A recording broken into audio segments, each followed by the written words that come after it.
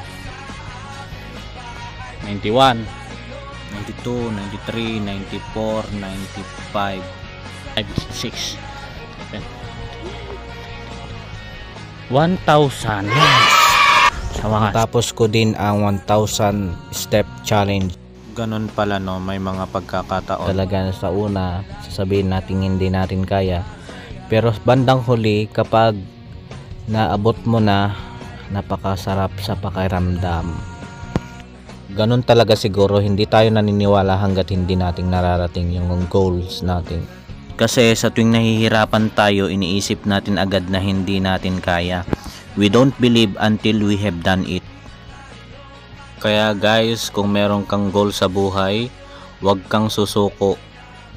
Tulad ng pag-akyat dito sa 1,000 steps. Oo, may mga pagkakataon talaga sa buhay natin na napapagod din tayo at gusto na nga nating sumuko. Pero minsan, kailangan lang pala nating magpahinga sandali at magpatuloy muli hanggang marating natin ang pinakadulo.